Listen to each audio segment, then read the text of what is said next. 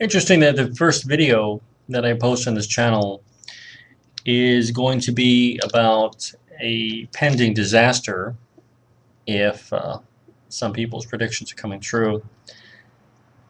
There was an earthquake in Japan earlier today, and it measured 8.8 on the Richter scale, and there is concern about a potential tsunami wave hitting the shoreline of the state of Hawaii. Now, I live on Oahu in the Waikiki area, and the street I live on is actually built at sea level. So sometimes when the tide comes in, portions of the street I live on have huge puddles of water on them. So that tells you pretty much where I'm at. Now, we've had some disasters, if you can call them that, in our recent past. Some time ago, we actually had an earthquake centered around the Big Island off the coast, I believe. And it knocked out, well, it resulted in the power on Oahu going out, the electricity. So we didn't have electricity on a good portion of Oahu for some time. And people discovered how unprepared they were. And there really was no evacuation call sent out. The only thing is that people realized that they had no stockpile of canned food and bottled water.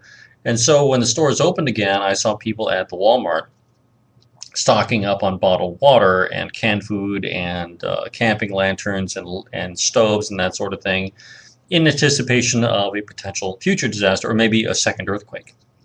We haven't had an earthquake knock out our power since then.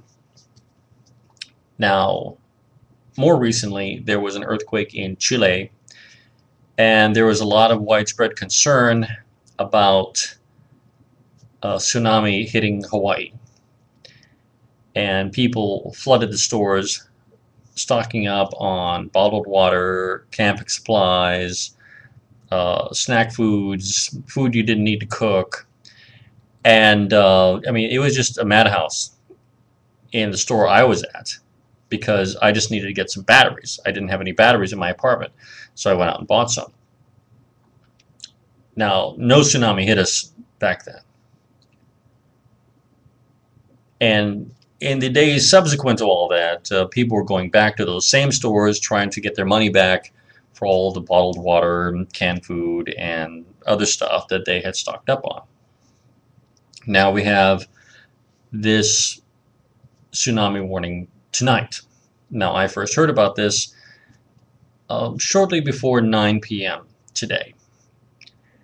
And people over that 2-hour period of time were going to stores and buying things and stocking up again. Because this is really how most people react to a pending disaster, something that you anticipate coming. They realize that they need some stuff, they go to the store to pick it up. And of course you have this huge flood of people. It would probably make more sense if we had these things in stock in our homes, but honestly speaking, there's really no place that you could stock 3 gallons of water for every person in your home for an extended period of time. I mean, there's me, and so 3 gallons of water per day for 3 days or 4 days, that's 12 gallons of water. I have no clue where I would keep it. Maybe I can keep it in my closet.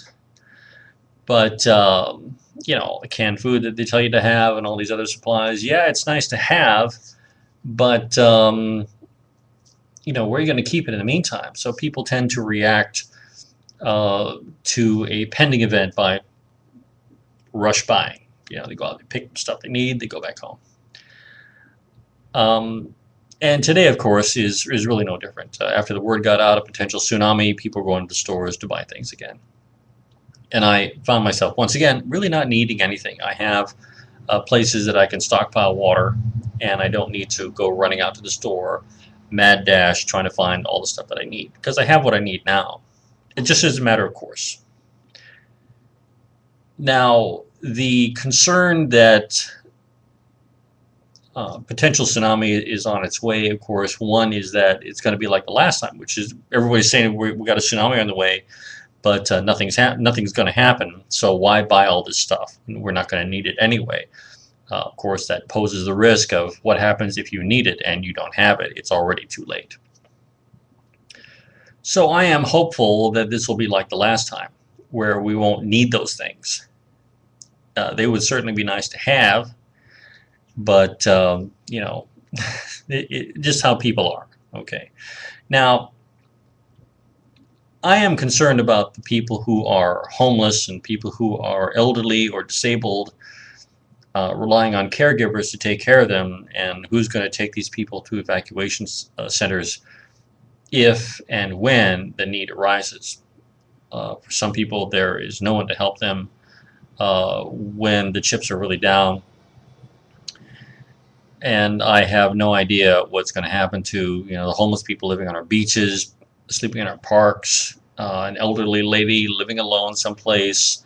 Somebody comes by every so often to check on her and bring her groceries. People like that, you hope that they'll be okay. Now, the alarm sirens, the civil defense sirens, have blared a few times over the past few hours. More recently, a police car drove through my neighborhood, broadcasting some warning over their loudspeaker. I couldn't understand what the guy was saying. I anticipated something like prepare to evacuate or be ready to evacuate, and a neighbor of mine has already packed up a bunch of clothes. I'm going to be packing up some stuff of my own. I have a means of transportation that does not rely upon gasoline, so I'll be okay. I have a bicycle. I have an extra cycle, which is a cargo bike type thing. So I will have transportation without the need to stop off at a gas station. I don't know if I'll have to go to work tomorrow. So, I mean, a lot of people are asking that question right about now. Do I have to go to work tomorrow? There are people that work now, who are working right now, who, without a doubt are worried about how their family's going to be doing, because the anticipated time of arrival of the tsunami wave is going to be around 3 o'clock in the morning, which is about an hour from now. So, people are sitting out there away from home, away from their families, with their fingers crossed. I'll certainly be blogging about stuff. You can find me on Twitter. You can find me at FixGear808. That's my Twitter channel. If I am unable to make another video after, or if and when the tsunami wave hits us, I will be tweeting about how things are. And around 3 a.m. is when the anticipated wave is going to hit us. And I remember the last time we were all sitting around with our cell phones in our hands, waiting for the wave to hit. And when nothing happened, we were so glad. But we were all, we felt like our hearts were in our throats at some point. And we were very much relieved that nothing did occur. So we were actually pretty well behaved over here in Hawaii.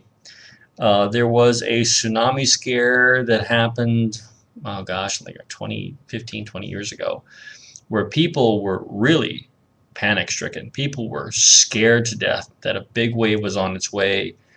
And I remember a news report of a woman crying hysterically, carrying her child in her arms, rushing toward the hills, scared to death that she and her child were going to get killed. And it was stories like that.